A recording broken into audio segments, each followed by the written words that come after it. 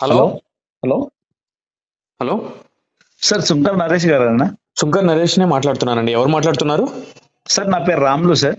ఎక్కడి నుంచి మాట్లాడుతున్నారు రాములు గారు? సార్ నాది మెదక్ డిస్టిక్ పాపర్పేట్ మండల్ సార్. చెప్పండి రాములు గారు. సార్ ఈరోజు ఒకటి పొద్దున ఇన్సిడెంట్ జరిగింది సార్ మా విలేజ్ లో. ఓకే. అయితే మేము అంటే 2018 నుంచి యాక్చువల్ గా మాది ఎస్సీ క్యాస్ట్ సార్. ఆ, 2018 నుంచి మేము మనది గ్రామ పంచాయతీకి బస్ స్టాప్ ఉంటుంది కదా సార్. ఆ, బస్ స్టాప్ దగ్గరలో మేము జెండా ఎగిరేయడం అనేది జరుగుతుంది 15 Okay. ఆగస్టుకి 26 జనవరికి. ఓకే.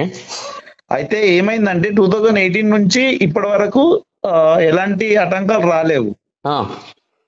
ఆ, అయితే ఏమైంది, మొన్న లాస్ట్ టైం టిఆర్ఎస్ ఓడిపోయింది కదా సార్. అవును. అయితే టిఆర్ఎస్ క్యాడర్ ఎక్కువ ఉంటుంది మా దాంట్లో, మా Okay. విలేజ్ లో. ఓకే. అయితే మేము మా యూత్ ఒక 50 అబో ఉంటాం, యూత్ పిల్లలం. ఉమ్, మేము మొన్న బ్యానర్ కూడా వేసుకోవడం జరిగింది జనవరికి. ఉమ్. అయితే అక్కడ బ్యానర్ వేయొద్దు అంట. మీరే పార్టీకి జెండా కూడా సంబంధించిన ఎగిరేయొద్దంట. వ్యక్తులు? సార్ మీరే పార్టీకి సంబంధించిన వ్యక్తులు అండి? మేము పార్టీకి అని అంటే మేము ఈ పార్టీ అని తిరగలేం సార్. ఎక్కడ మేము ఈ పార్టీ ఆ పార్టీ అని ఏ పార్టీ అని తిరగలేం. మేము నిష్పక్షపాతంగా ఓటేస్తారు అంతేనా? మాకు నచ్చిన పార్టీకి మేము ఓటేసుకున్నాం అంతే. ఉమ్, అయితే ఇప్పుడు కాంగ్రెస్ వాళ్ళ డౌట్ వాళ్ళది ఏంది అని అంటే, వీళ్ళు పక్క కాంగ్రెస్ కే ఓటేసిర్రు, టిఆర్ఎస్ కే వేయలేరు అనే కోపం ఒకటి. ఇంకొకటి ఏంటంటే వాళ్ళది అగ్రకులం కాబట్టి ఈ మాలమాదిగోడు వచ్చి బస్ స్టాండ్ ముందర జెండా ఎగిరేయడం ఏంది అనే కోపం ఒకటి. ఉమ్, ఇవన్నీ మనసులో పెట్టుకొని 2018 నుంచి సౌండ్ చేయకుండా ఉమ్, ఈ రోజు దాదాపు 5 years దాటిపోయింది. ఇది 2024. ఉమ్. ఈ రోజు ఎర్లీ మార్నింగ్ మా పైన దాడి చేసిరు సార్, అక్కడ జెండా ఎగిరేయద్దని చెప్పి. జెండా ఎగరవేద్దని చెప్పి దాడి చేశారా? దాడి చేసిరు, వీడియో ఉంది, మీకు కావాలంటే ఈ నంబర్ వాట్సాప్ ఉంటే నేను ఫార్వర్డ్ చేస్తా. ఎవరు కాంగ్రెస్ వాళ్ళు చేసిరా? కాంగ్రెస్ వాళ్ళు కాదు, ఆ, టిఆర్ఎస్ క్యాడర్ ఎవరైతే ఉన్నారో పద్మ దేవేందర్ రెడ్డి వాళ్ళ హస్బెండ్ కు సంబంధించిన క్యాడరు. ఆ. వాళ్ళు పిల్లలతోటి వాళ్ళు ఎన్నుకుండి చేపించారు. తర్వాత దాంట్లో కొంతమంది పెద్ద మనుషులు కూడా వాళ్ళుండి గల్లబట్టి మా వాడిని ఎవరైతే ఉన్నారో వీడియో తీసిన క్యాండిడేట్ ను మోస్ట్ గా వాంటెడ్ గా కొట్టిరు ఆయన. మరి పోలీస్ స్టేషన్ కేసు పెట్టలేదా మీరు? ఇప్పుడు ఆల్రెడీ మెదక్ ఎస్పీ ఆఫీస్ దగ్గర ఉన్నాము, ఎస్పీకి కంప్లైంట్ ఇచ్చినాం సార్. ఏమంటున్నారు ఎస్పీ? ఎస్పీ ఏమంటున్నారంటే మాది పాపన్పేట స్టేషన్ కి వస్తుంది, ఎస్ఐకి నేను ఇది ట్రాన్స్ఫర్ చేస్తా, ఎఫ్ఐఆర్ కాపీ ఎస్ఐ చూసుకుంటాడు అని అంటున్నాడు ఆయన. మీరు స్టేషన్కి వెళ్ళలేదా మీరు? ఎస్ఐ ఇప్పుడు ఈ రోజు మన ఎమ్మెల్యే సార్ మెదక్ లో ఫ్లాగ్ ఇనాగ్రేషన్ ఉంది కదా సార్. అవును. ఆయన మెదక్ లో ఉన్నాడు బందోబస్తు కోసం అని చెప్పి పాపన్పేట వదిలేసి అక్కడ ఓన్లీ హెడ్ కానిస్టేబుల్ ఒకతనే ఉన్నాడు. ఆ, అతనికి ఆల్రెడీ వైట్ పేపర్ మీద కంప్లైంట్ రాసి మెదక్ వచ్చేసినాం మేము ఎస్పీ ఆఫీస్ లో కంప్లైంట్ పెట్టేసినాము. పెట్టేసిన తర్వాత ఆయన ఏమంటుండంటే మీ ఎస్ఐపికే బదిలీ చేస్తా, మీరేమున్నా అక్కడే మాట్లాడేసుకోండి అని అంటున్నాడు ఎస్పీ. అవును. ఇప్పుడు ఎస్ఐ దగ్గర ఇచ్చినప్పుడు హెడ్ కానిస్టేబుల్ ఎక్నాలజ్మెంట్ ఏమైనా ఇచ్చారా? ఏమి ఇవ్వలేదు సార్. ఆయన ఏమంటుండంటే నాకు అథారిటీ లేదు, సార్ లేడు కదా, మీరు కావాలంటే పేపర్ మీద రాసియండి అని అంటే వైట్ పేపర్ మీద రాసిచ్చి వచ్చేసినాం. రాసిచ్చి వచ్చేసారు. అవును సార్. ఇప్పుడు మీకు ఏం కావాలి నా దగ్గర నుంచి చెప్పండి.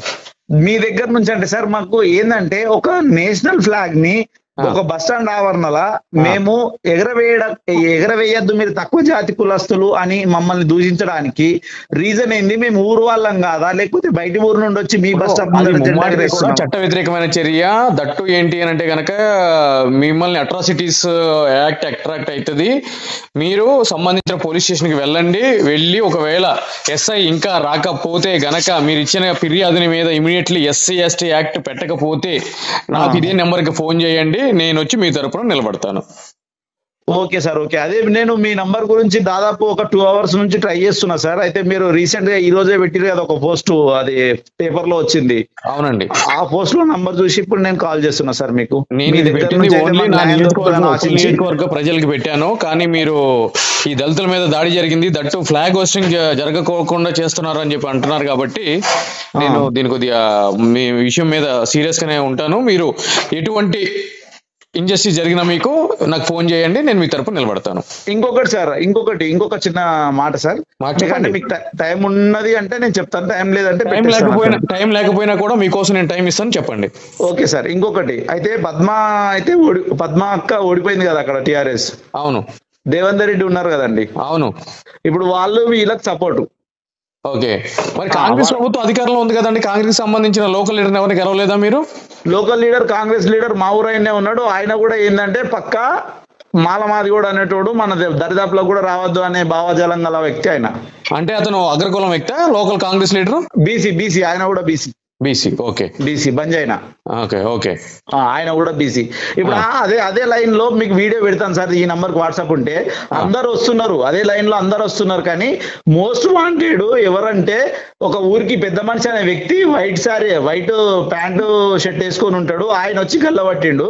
దాని తర్వాత ఇంకొకటి వచ్చి గల్లబట్టిండు. వీడియో ఎవరైతే తీస్తారో ఆ పర్సన్ ని గల్లబట్టి కొట్టడం జరిగింది. ఆయన అదే చిరిగిన బట్టలతోటి బాపన్పేట పిఎస్ పోయి అక్కడ కంప్లైంట్ ఇచ్చి, ఎస్పీ దగ్గరికి పోయి అక్కడ కంప్లైంట్ ఇచ్చేస్తే ఎస్పీ ఏమో అట్లా చెప్పేస్తుందంట. ఒకసారి మీకు కూడా ఇన్ఫర్మేషన్ ఇద్దాము. అయినా లోకల్ ఎస్ఐ నెంబర్ కూడా నాకు పెట్టండి, నేను లోకల్ ఎస్ఐ తో నేను మాట్లాడతాను. Okay sir. ఓకేనా? మీరు కూడా నాకు టచ్ లో ఉండండి ఈ నెంబర్ కి.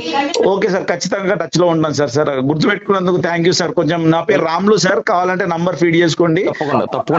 మాది కొత్త లింగాయపల్లి, పాపన్పేట విలేజ్ వస్తుంది, మెదక్ కాన్స్టిట్యూన్సీ వస్తుంది సార్. మైనంపల్లి రోహిత్ మాకు ఎమ్మెల్యే. ఓకే, మేము ఆ రకంగా కూడా వెళ్ళొచ్చు కాదు, కాకపోతే మాకు న్యాయం కావాలి సార్. ఎందుకంటే ఎన్ని రోజులు సార్, ఇప్పుడు మేము మా తాతల కాడ నుంచి మా నాన్నల కాడ నుంచే వాళ్ళు అక్కడ ఏం చేయలేరు, చదువుకోలేరు. కాబట్టి మేము ఎంతో 10th ఇంటర్. చూడండి రాములు గారు, జాతీయ పతాకానికి కులం, మతం, ప్రాంతం అనే భేదం ఉండదు. ప్రతి ఒక్క వ్యక్తి, భారతదేశ గడ్డ మీద పుట్టిన ప్రతి ఒక్క వ్యక్తి కూడా ఆ పతాకం పట్టుకోవడానికి అర్హుడే. ఈ యొక్క కులం ఆధారంగా, పార్టీల ఆధారంగా చేస్తే మాత్రం ముమ్మాటికి వాళ్ళకి చట్టపరమైన కఠినమైన శిక్షలు ఉండాల్సిందే. ఆ విధంగా అధికార బలంతోటో మరే ఇతర ప్రలోభాలకు లోన్ చేసి ఆ విధంగా మీకు జరగాల్సిన న్యాయాన్ని జరగకుండా ఆపితే సుంకర్ నరేష్ అనే వ్యక్తి ప్రాంతాలకు అతీతంగా ఎక్కడ ఇంజస్టిస్ జరుగుతుందో అక్కడ నిలబడతాడు. మీరేమి బాధపడద్దు, ఇబ్బంది పడద్దు. I will take care of you. Okay. బాధగా సార్ ఒకటి ఏంటంటే, మాకు ఇప్పుడు ఒక నేషనల్ ఫ్లాగ్ నే మమ్మల్ని ఇనాగ్రేషన్ చేసుకొని ఇయ్యలేదు, అక్కడ ఫ్లాగ్ హోస్టింగ్ చేసుకొని ఇయ్యలేదు. మమ్మల్ని ఎన్ని సంవత్సరాలు ఇట్లా అనగదొక్కుంటూ పోతారు? సవాలే లేదు, అటువంటిది ఏమి జరగదు. మీరు వెళ్ళండి, ఆ ఎస్ఐ నెంబర్ కూడా నాకు పెట్టండి, నేను మాట్లాడతాను ఇప్పుడే ఫోన్. సరే సార్, ఎస్ఐ లేడంట ప్రజెంట్. ఇప్పుడు ఇంకా మాట్లాడతానండి, లేకపోతే ఏముంది, ఉద్యోగం చేయాలి కదా. మీరు నాకు పెట్టండి, నేను మాట్లాడతాను ఎస్ఐది. సరే సార్, నేను తీసుకొని పెడతాను, మీకు ఎస్ఐ నెంబర్ పెడతాను. పెట్టండి. ఓకే సార్, కొద్దిగా మీరు మీకు దండం పెడతా సార్, రెస్పాన్స్ గా కొద్దిగా మీరు తీసుకొని కాల్స్ లైన్ సార్. ఎన్నో రింగ్ ఎత్తాను, మీరు ఫోన్ చేయగానే ఎన్నో రింగ్ ఎత్తాను నేను. First ring sir, first ring అంటే అర్థమైంది కదా. మీరేంటో నాకు, నేను ఆల్రెడీ మీరు బిఎస్పీ నుంచి ప్రచారంలో ఉన్నప్పుడే నాకు తెలుసు సార్. మీదేందో నేను మిమ్మల్ని రెగ్యులర్ గా ఫాలో అవుతా. నేను ప్రతి యూట్యూబ్ లో గానీ, ఇన్స్టాలో గానీ ప్రతి దాంట్లో నేను ఫాలో అవుతా ఖచ్చితంగా. అందుకనే నేను మీ నంబర్ కోసమే 2 hours నుంచి వెతుకుతున్నా నేను. ఓకేనండి, నాకు పెట్టండి, మాట్లాడతా. Okay sir, okay, thank you.